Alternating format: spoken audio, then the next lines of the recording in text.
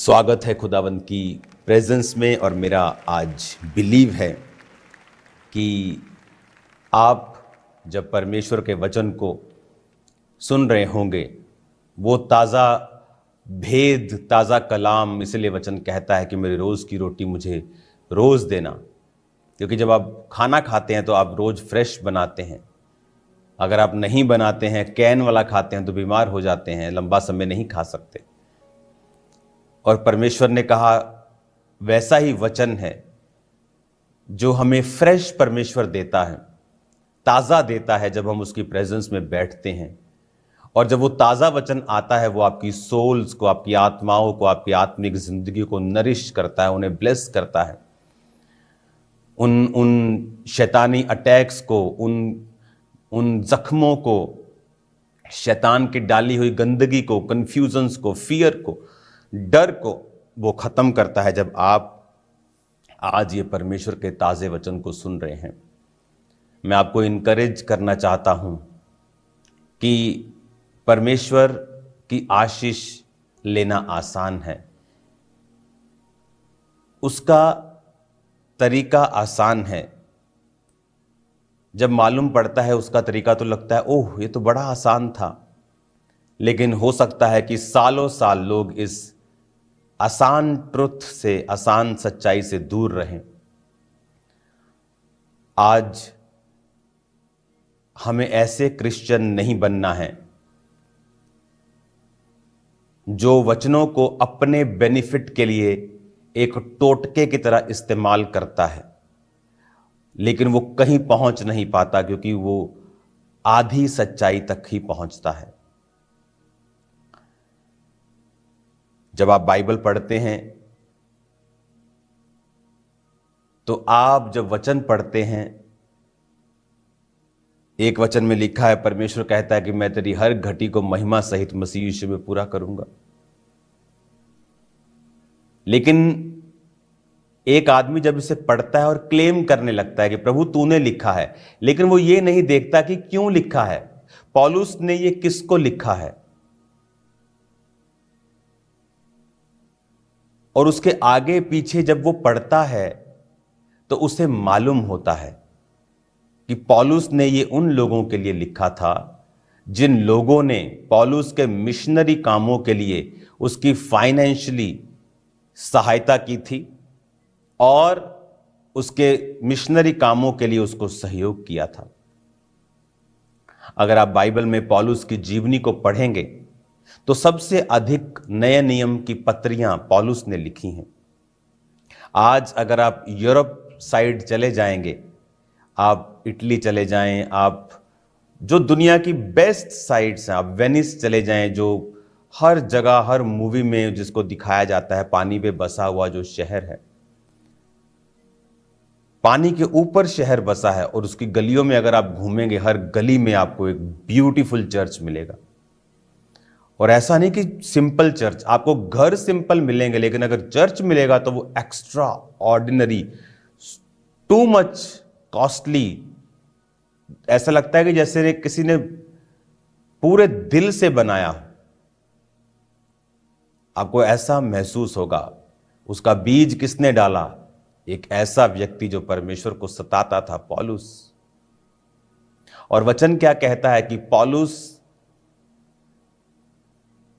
कहता मैं इतना प्रचार कर चुका हूं इस एरिया में कि मेरी प्रचार करने की अभी जगह नहीं बची, मैं सबको प्रचार कर चुका हूं। वो बेदारी पौलुस की वजह से शुरू हुई। और आप यूरोप में चले जाएं, आपको कितनी चर्चिस मिलेंगी।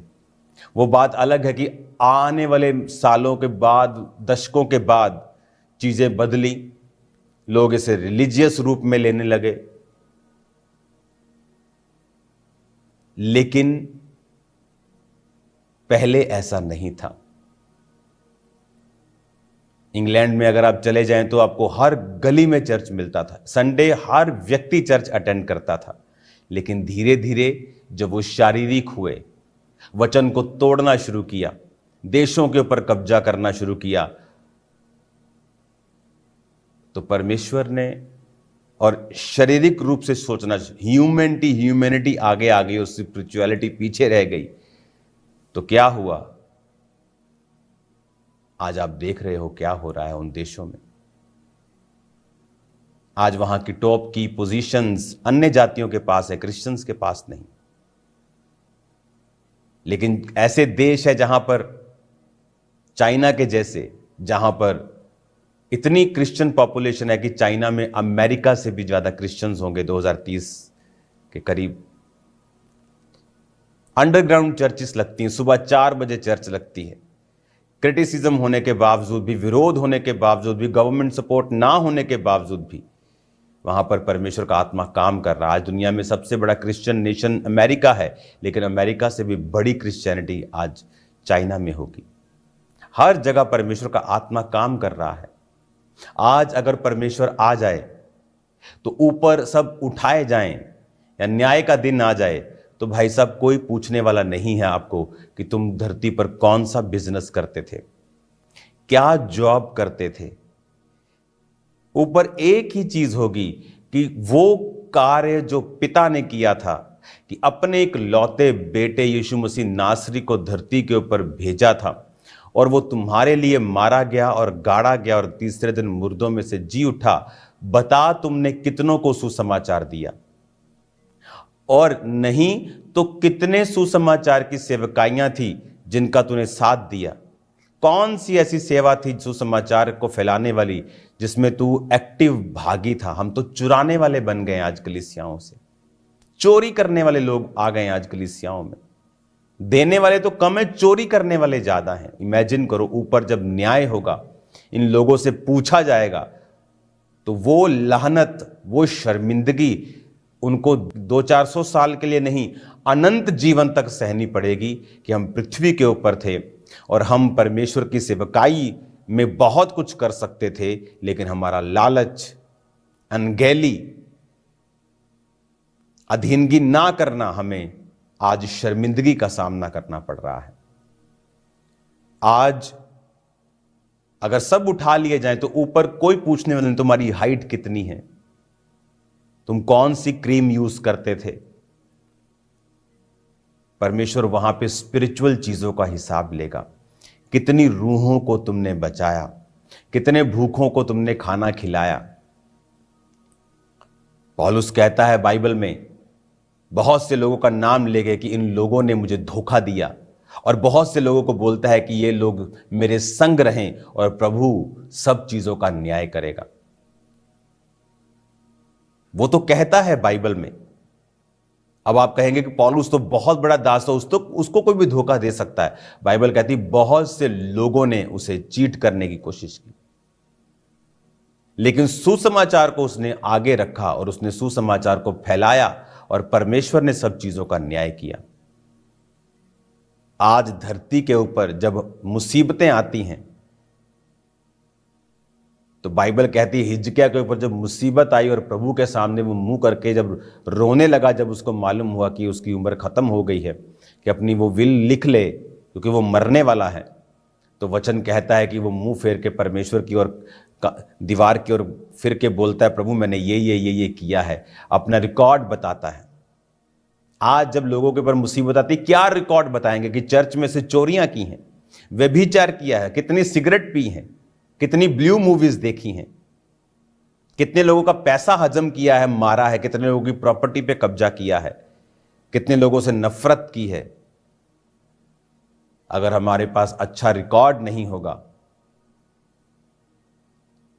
परमेश्वर ने अपने दासों को अधिकार दिया। परमेश्वर ने कहा जिनके पाप तुम रखो वो रखे गए हैं।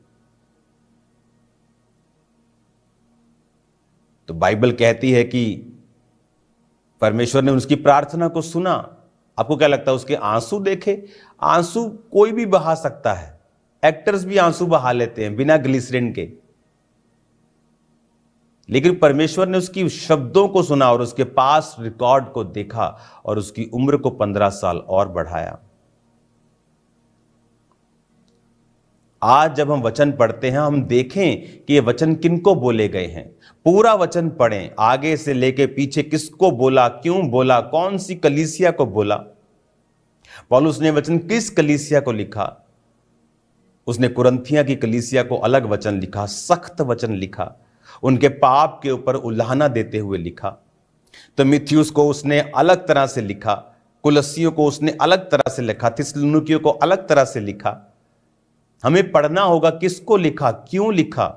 किसी कलीसिया में लोग गलत शिक्षा दे रहे थे इसलिए लिखा, किसी कलीसिया में लोग व्यभिचार को मान्यता दे रहे थे और उस पर घमंड कर रहे थे, उसने इसलिए लिखा। कुछ कलीसियाएं सताव में थीं, उसने उनकी सहायता की थी, कोइयों को उसने इसलिए लिखा। और बाइबल कहती है ये गोल्डन टाइम है, क्योंकि आप डायरेक्ट क्या परमेश्वर को दे सकते हो। मैं आपको बता सकता हूं, क्रिश्चियंस के लिए पहली सेवकाई सुसमाचार है। भूखों को खाना खिलाना परमेश्वर के वचन में लिखा है, लेकिन यह सुसमाचार के नीचे आती है। अनाथों विधवाओं की सुधि लेना सुसमाचार के नीचे आता है।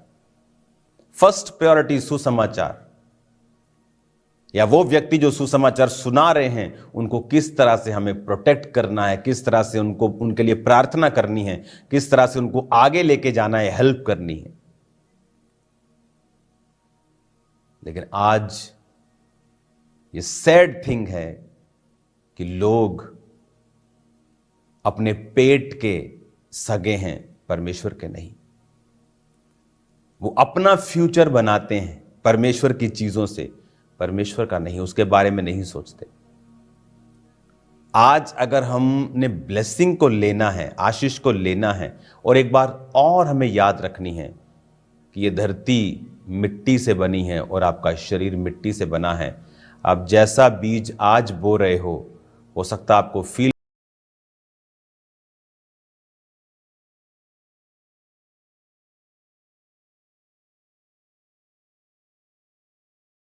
ना हो रहा हो, लेकिन आप काटने के लिए भी तैयार रहें जो आप बो रहे हैं।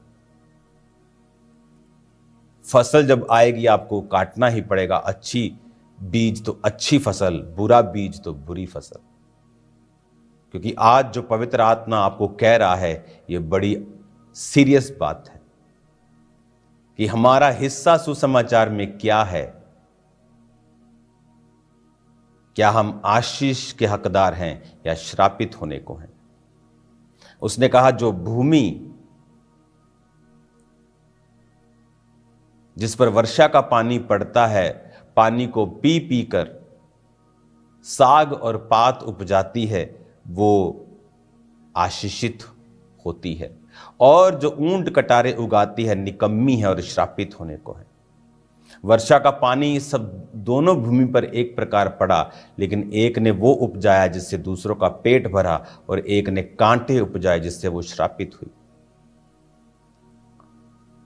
आज हम इस बात को समझें, अपनी जिंदगियों को गैदर करें, फिर से इनको इकट्ठा करें, अपनी फैमिली को बिठाएं और बात करें कि हमारी पूरी फैमिली, हमारा टारगेट, हमारी लाइफ सुसमाचार के आसपास होनी चाहिए।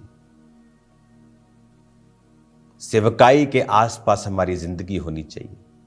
अपने बच्चों को चर्च में सेवा करना सिखाएं, जाते जाते 10 दरियां फोल्ड करना सिखाएं, जाते 10 चेयर साफ करना सिखाएं, कुछ करना सिखाएं परमेश्वर के राज्य के लिए। पम्फलेट्स बांटना, सुसमाचार देना, वफादार रहना परमेश्वर के घर के साथ, उसके दास के साथ, प्रभु के साथ सबसे बड़ा सिखाएं। क्योंकि अगर हम परमेश्वर की आशीष को चाहते हैं तो मैं आपको बता रहा हूं, ये सिर्फ आमीन बोलने से नहीं आएगी। अभी भी कुछ लोग आमीन बोल रहे होंगे, मेरे को ऑस्ट्रेलिया में सुन रहे हैं, हालेलुया। चाहे मैं आपके पास ही बैठा हूं, लेकिन इस समय आपको जो वचन दे रहा हूं वो आपकी स्पिरिट में घर कर रहा है, मैं जानता हूं। और परमेश्वर दयालु है, वो माफ करता है अपने लोगों को, वो माफ करता है अगर कोई पश्चाताप करे। कहता है तुमने वही किया जो कहा गया था, तो कहो तुम निकम्मे दास हो। यानी वो एक्सपेक्ट करता है कि हम आउट ऑफ लाइन जाकर कुछ करें। आउट ऑफ लाइन मतलब कुछ कैपेसिटी से बाहर। टाइथ मेरी कैपेसिटी के अंदर है, मैंने ऐसे बीज बोए हैं जिससे मेरा बैंक बैलेंस 0 हो गया था और वो लाखों रुपया था।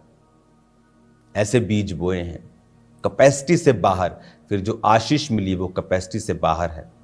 इसलिए जब बहुत से लोग आकर बोलते हैं कि हमें भी बड़ा चर्च चाहिए, तो मैं उनको डिस्करेज करने के लिए नहीं बोलता हूं कि ये मुश्किल है। ऐसा नहीं कि मैं चाहता नहीं हूं, मुझे पता है कि इसके लिए जो स्टेप्स हैं, अगर तुम उन्हें फॉलो नहीं कर पाओगे, ऐसे बड़े विश्वास के कदम है तुम नहीं ले पाओगे। यहां पास्टर्स जो टाइथ तक नहीं पे कर पाते हैं, मेंटरशिप के पास्टर्स हैं जिनको जो टाइथ नहीं अपना पे कर पाते, तो कैसे आप एक्सपेक्ट करते हो कि परमेश्वर आपकी सेवकाई को इस तरह से अलग सी ग्रोथ देगा जो पॉसिबल नहीं है ह्यूमन स्ट्रेंथ से। हमें वचन के साथ जुड़ना होगा, हमें आंखें खोलकर देखना होगा कि परमेश्वर आज अपने दासों के जरिए से, आज के पतरस, आज के पौलुस, आज के जो लोग हैं उनके जरिए से परमेश्वर क्या कर रहा है कलीसियाओं में। हमें खड़े होना होगा प्रार्थना में, फाइनेंशियल सपोर्ट में, हमें खड़े होना होगा फास्टिंग में, खड़े होना होगा, हमें एक्स्ट्रा कुछ करना होगा। वो सिर्फ पैसों से नहीं होता है। आपके पास कोई वरदान है, कोई गिफ्ट है, आपके पास कोई पहुंच है, एक्स्ट्रा आपको इस तरह से बिहेव करना होगा कि this is the last day, मैं अपना ऊपर तक जोर लगा दूं इस काम को करने के लिए। क्योंकि परमेश्वर का राज्य जितनी तेजी से फैल रहा है, क्योंकि ये संसार का राज्य नहीं है। लोग बोलते हैं कि जब वो पंजाब में तो 20% लोग क्रिश्चियन हो गए हैं, अब ये धीरे धीरे अपनी सरकार बनाएंगे। मैं आपको बताना चाहता हूं, फिर ये दूसरों को प्रताड़ित करेंगे, क्रिटिसिज्म देंगे। मैं आपको बताना चाहता हूं, इंडिया की बहुत सारी स्टेट्स हैं जहां 90% क्रिश्चियंस हैं। कितनी स्टेट से आपको खबर आई कभी किसी हिंदू को, किसी सिख को, किसी मुस्लिम को मार दिया हो? क्रिश्चियंस की ही न्यूज क्यों आती है कि क्रिश्चियंस को सताया गया, इसको मार दिया, किसी को गाड़ी में जला दिया? अगर क्रिश्चियनिटी में हम शहीद लोगों का मनाना शुरू करें कि जितने क्रिश्चियनिटी में शहीद हुए, मैं आपको बता रहा हूं एक दिन में हजारों लोगों का हमें शहीदी दिवस मनाना पड़ेगा क्रिश्चियनिटी में। अभी पीछे एक न्यूज आ रही थी, एक देश में, आई थिंक ये म्यांमार में और इराक ईरान वाली साइड में, एक पास्टर को मार दिया।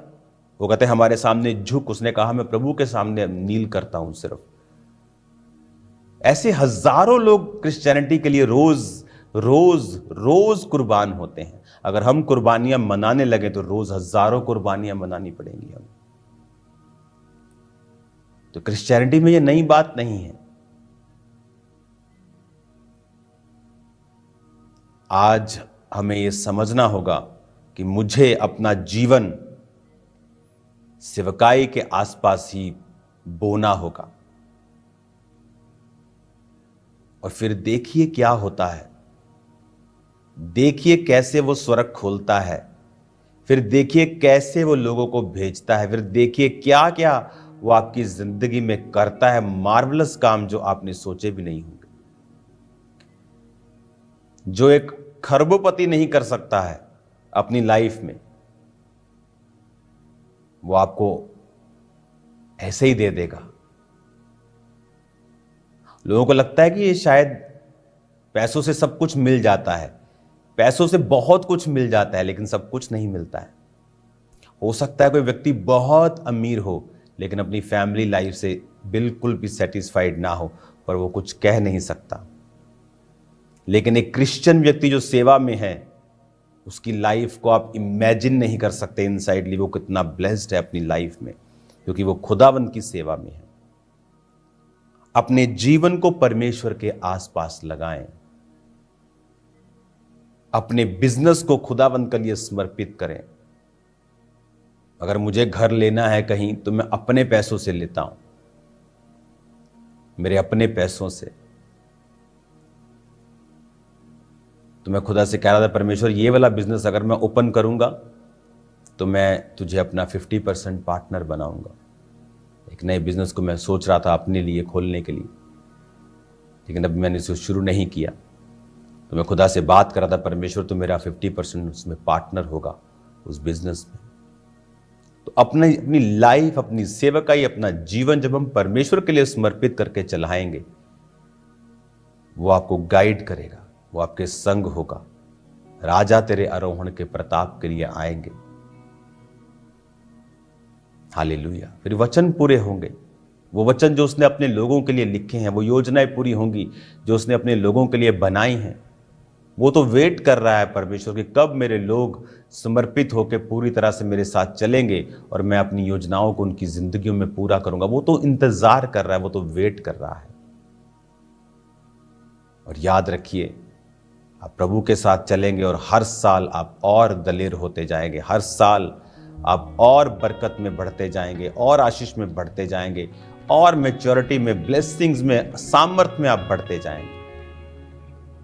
लेकिन हमें अंधे नहीं होना है। लगता है कि सिर्फ संडे चर्च जाने से सब कुछ हो जाएगा, मैं क्रिश्चियन बन गया तो मैंने प्रभु पे एहसान कर दिया है। इस तरह से नहीं होगा। हमें डेडिकेट करके प्रभु के सामने सब चीजें रखनी होंगी, प्रार्थनाएं करनी होंगी। आज जो नया है वो 20 मिनट अगर परमेश्वर उनके संग है, मैं आपको बता रहा हूं प्रैक्टिकली, और प्रभु उनकी अगुवाई करेगा। जैसे जैसे वो आगे बढ़ेंगे, अपनी प्रार्थना को 2.5 घंटे कम से कम करेंगे। टाइथ एक दिन का 24 घंटे का 2 घंटे 24 मिनट बनता है, 2.5 घंटे के करीब वो देंगे प्रभु को, वो देना शुरू कर देंगे। आज हमें सुसमाचार पर अपनी निगाहों को रखना है। कुछ लोग होते हैं, अगर कोई व्यक्ति सुसमाचार सुना रहा है, अपने प्रीचिंग से, अपने गीतों से, वो 1-2 मिस्टेक्स कर सकता है। लेकिन आज कुछ लोगों का काम है कि वो खुद कुछ नहीं करेंगे, लेकिन सीसीटीवी जैसे होते हैं ना मोहल्लों में, वो बैठे रहते हैं सीसीटीवी। कुछ सीसीटीवी मोहल्ले की स्टार्टिंग पे बैठे रहते ताश खेलने के लिए, कुछ सीसीटीवी अपनी अपनी दिहाड़ियों पर बैठी रहती हैं और वो देखती रहती है। अगर कोई बंदा मोटा हो रहा होगा ना, हो देखिया भैन जी फुल गया है थे। अगर कोई पतला हो रहा है, हो इनू की हुआ था, सूख गया।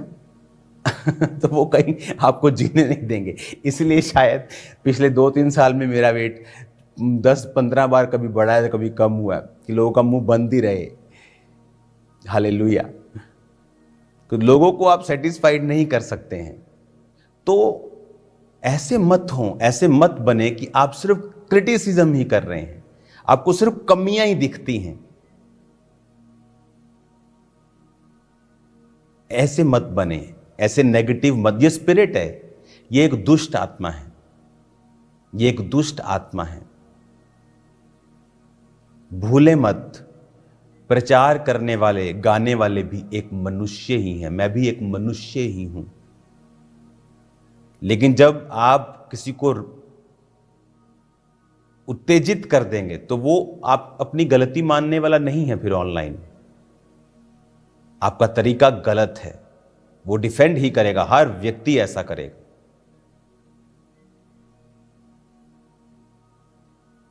तो हमेशा ये बात को समझें कि हम सब मिलके एक टारगेट रखें कि मुझे सुसमाचार को ही फैलाना है।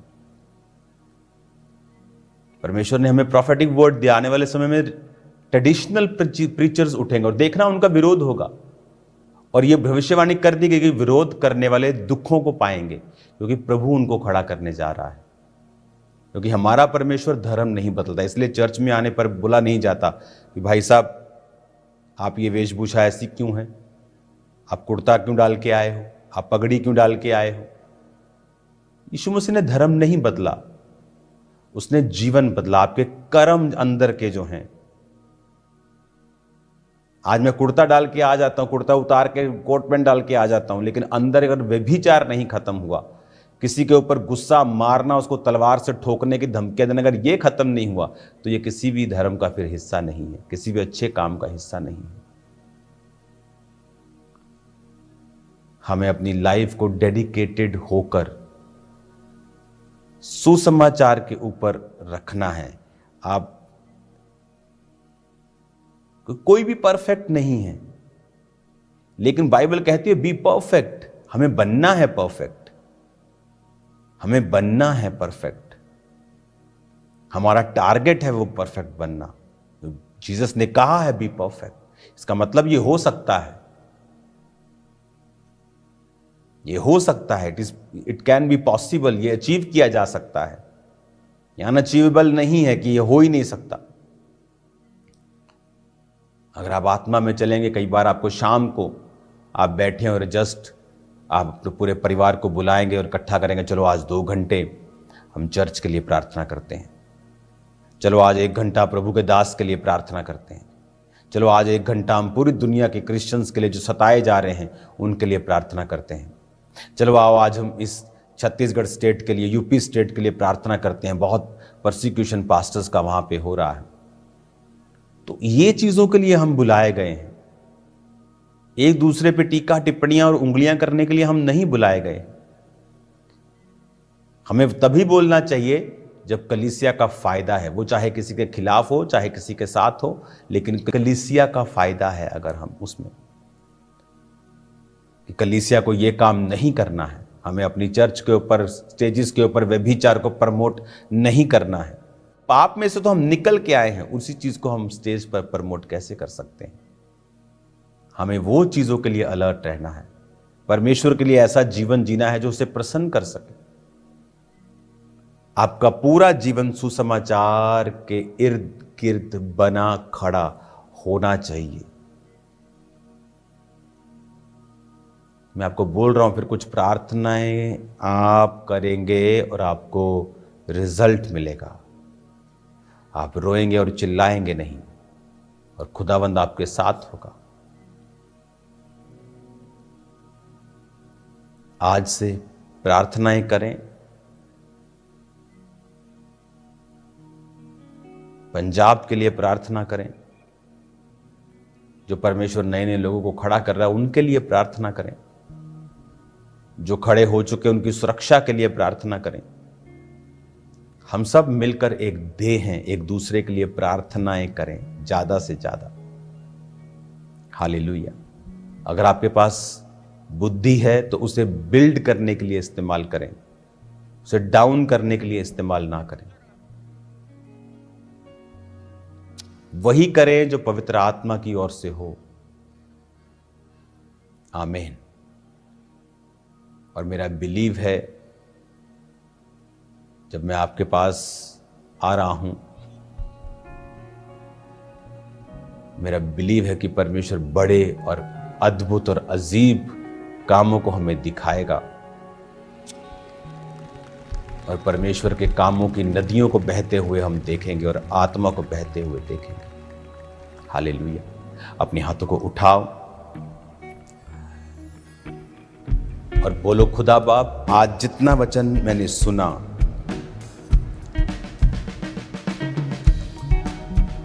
वो मेरी जिंदगी में 100 गुना फलों को लेके आए। आज मैं इस वचन को पढ़ूंगा, परंतु जिससे तुम जान लो कि मनुष्य के पुत्र को पृथ्वी पर पाप क्षमा करने का भी अधिकार है। और उसने उस लकवे के रोगी से कहा, मैं तुमसे कहता हूं, उठ और अपनी खाट उठाकर अपने घर चला जा। मरकुस 2 उसकी 10 और 11 आयत। आज अपने हाथों को उठाकर कहें, पिता मैं आपके करीब आता हूं, मैं आपसे दूर भागता आया हूं, आई हूं। आज से मैं अपना जीवन सुसमाचार के लिए डेडिकेट करता हूं। मैं विश्वास करता हूं, करती हूं कि आज से मेरी जिंदगी में आप कार्य करेंगे, मेरी अगुवाई करेंगे। मैं अपना जीवन आपको देता हूं, देती हूं, यीशु के नाम में, आमीन। सब जन खड़े हो जाओ। आज एक स्पेशल ऑयल मैंने आपको बंटवाया है। पहले उस ऑयल को निकालकर अपने माथों पर क्रॉस के निशान को बनाओ, अपने पांवों को ऑयल लगाओ, हाथों पर ऑयल लगाओ, अपने आप को मसा करो, अपने आप को अनॉइंट करो।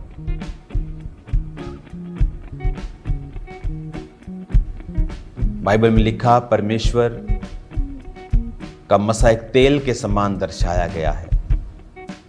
पिता, आज जितने लोग अपने आप को अनॉइंट कर रहे हैं खुदावंद की प्रेजेंस के नीचे हैं, ऑनलाइन सब जगह, तेरा आत्मा उन्हें छुए। सब प्रकार की बीमारियां यीशु मसीह के नाम से इनको छोड़ के जाएं। सब प्रकार के रोग यीशु मसीह के नाम से इनको छोड़ के जाते रहें। अपने हाथों को उठाएं और हिलाएं, बोले प्रभु यीशु मसीह तेरे जीवित नाम में मैं डांटता हूं सब प्रकार की आत्माएं, दुष्ट आत्माएं, वैरी की आत्माएं, गंदी आत्माएं, मैं कमांड करता हूं जीवनों को छोड़ के जाएं प्रभु यीशु मसीह के नाम में। क्वायर इस सॉन्ग को आप साथ साथ गाएंगे, छुटकारा छुटकारा, और सब लोग प्रार्थना करेंगे साथ साथ और कमांड करो right now in the name of Jesus. सारी आत्माएं, गंदी बीमारी की दुष्ट आत्माएं, क्लेश की आत्माएं यीशु के नाम से हमारे जीवनों को छोड़ के जाएं। कमांड करेंगे right now in the name of Jesus. सब दुष्ट आत्माएं, बीमारी की, क्लेश की, सब दुष्ट आत्माएं, अशुद्धता की, रोगों की, नशे की, out in the name of Jesus, out in the name of Jesus, out in the name of Jesus. Command करो in the mighty name of Jesus. Song को गाते हुए कमांड करो इन जीसस ने।